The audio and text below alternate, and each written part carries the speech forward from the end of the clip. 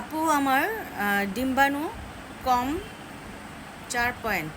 অনেক ডাক্তার দেখিয়েছি, কেউ কোনো ইঞ্জেকশন বা কিছু দেয়নি, শুধু ওষুধ দেয় কিন্তু তাতে কনসিভ হচ্ছে না। এখন আমি কি করব? তো আপনি তো বুঝতেই পারছেন যে আপনার ইঞ্জেকশনসে উঠতে হবে, শুধু মুখে খাওয়ার মেডিসিনে হবে না। আমি অনেকেই দেখেছি যে মুখে খাওয়ার মেডিসিন আপনারা 3 বছর খেয়েছেন বা 25-30 সাইকেল খেয়েছেন, মানে 25-30 মাস খেয়েছেন, বা তাহলে 30 মাস খেলে হবে? যেটা 3 বারে হয় না ওটা 30 বারে হবে? হবে না।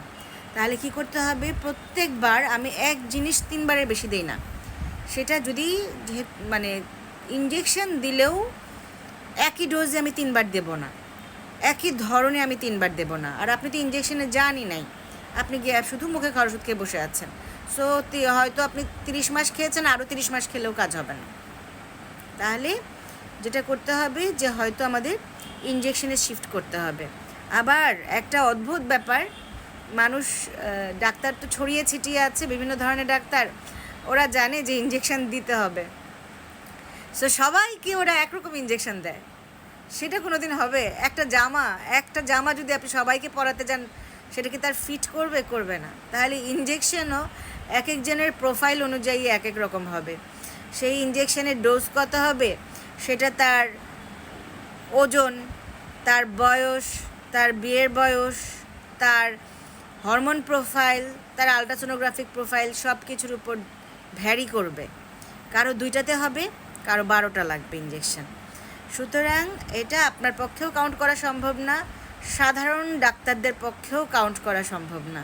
এটা শুধুমাত্র বন্ধ্যাত্ব বিশেষজ্ঞের পক্ষেই কাউন্ট করা সম্ভব। আপনাদের ডাক্তারের কাছে আসতে হবে। বন্ধ্যাত্ব বিশেষজ্ঞ ডাক্তার আসলে বাড়ির কাছে পাওয়া যায় না, ওটার জন্য আপনাকে একটু ট্রাভেল করতে হবে, একটু আসতে হবে। আপনারা না ডাক্তার দেখাতে হবে, এই মানে প্যারা নিয়ে, এই কষ্ট নিয়ে ডাক্তার দেখাতে আসেন, সেটা করবেন না। আপনি ঢাকা শহরে যখন আসবেন ডাক্তার দেখাতে, ভাববেন যে আমি একটু বাংলাদেশে থাকি, একটু বিভাগীয় শহরটা ঘুরে দেখি, এক জায়গায় বেড়াতে যাব, একটু খাবো, একটু ফুচকা খাবো, একটু পার্কে যাব, পাশাপাশি ডাক্তারটা দেখিয়ে যাব। ইভেন যখন দেখবেন যে ডাক্তারের সিরিয়াল একটু পেছনের দিকে আছে আপনার, আপনি এসে অ্যাটেন্ডেন্স দিয়ে যে হ্যাঁ আমি এসেছি, আপনি অ্যাটেন্ডেন্স দিয়ে আশেপাশে ঘুরতে চলে গেলেন। প্রতিটা চেম্বার দেখবেন যে শহরের মাঝখানে, আশেপাশে মার্কেট টার্কেট থেকে শুরু করে অনেক কিছু থাকে, কেনেন না কেনেন একটু ঘুরে দেখলেন। আপনাদের জীবন আপনারা হচ্ছে সেই একটা জেলা শহর, তার ভিতরে একটা উপজেলা, তার ভিতরে একটা গ্রাম, সেই গ্রামের 2টা ঘরের মধ্যে আপনি জীবন আটকে ফেলেছেন। দুনিয়াটা কত বড়! দুনিয়ায়, সারা দুনিয়ায় ঘুরতে না পারেন, দেশটা তো একটু ঘুরে দেখতে পারেন। সেটার জন্য আপনি ঘুরতে বেরোতে পারবেন না, এই চিকিৎসার অজুহাতে বের হন, একটু হাঁটাহাঁটি করবেন, ঘুরবেন, পাশাপাশি চিকিৎসাটাও করে যাবেন। তাহলে দেখবেন যে আপনি চাপ বোধ করছেন না।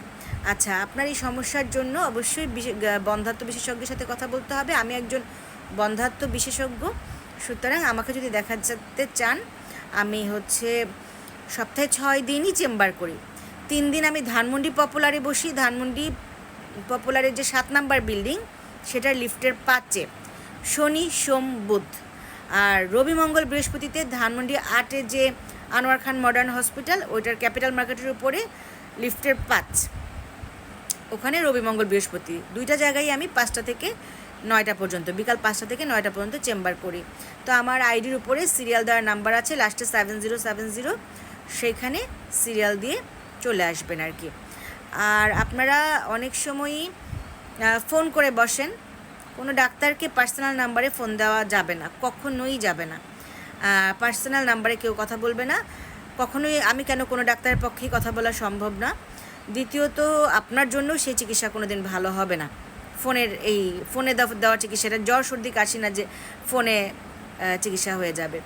তবে হ্যাঁ, হোয়াটসঅ্যাপ ভিডিও কলে আমি কথা বলি, সেই রোগীটা 3-4 বার যখন দেখানো হয়ে যায়, একটা পর্যায়ে চলে আসে, সব কিছু টেস্ট ফেস্ট সব করা থাকে, তখন শুধু হয়তো একটু ডোজ বাড়ানো, মানে কন্টিনিউয়েশন, তখন আমরা হোয়াটসঅ্যাপ ভিডিও কলের অ্যাপয়েন্টমেন্ট নেই। হ্যাঁ, সেটাও আমার ওই সিরিয়ালের নাম্বারে ভিডিও কলের অ্যাপয়েন্টমেন্ট নেয়, তারপর একটা নির্দিষ্ট টাইমে আমাকে ধরিয়ে দেয়। কিন্তু এনি টাইম ফোন করলে কিন্তু আমি কোনো সময় ফোন ধরতে পারবো না। ঠিক আছে, তাহলে আপনার সমস্যা নিয়ে আপনি কাউকে নিয়ে, বা হাজব্যান্ডরা তো দেখবেন যে অনেক সময় ব্যস্ত থাকে, যদিও আমি হাজব্যান্ড ওয়াইফ দুজনকে আসতে বলি, তারপরে প্রাথমিকভাবে যদি না পারেন অন্তত নিজের মা বোন বা বান্ধবীকে নিয়ে আপনার সমস্যার কথা বলতে চলে আসবেন। ঠিক আছে, তাহলে আপনার উত্তর হচ্ছে যে আপনি মুখে খাওয়ার ওষুধে বসে থাকলে হবে না, আপনাকে এখন শিফট করতে হবে, ইনজেকশনসে শিফট করতে হবে, ইনভেস্টিগেশনসগুলো করে দেখতে হবে যে ভিতরে কী সমস্যা, এবং সেই অনুযায়ী চিকিৎসা দিতে হবে। ভালো থাকেন, আমিও আপনার জন্য দোয়া করি, আপনিও আমার জন্য দোয়া করবেন। বাই।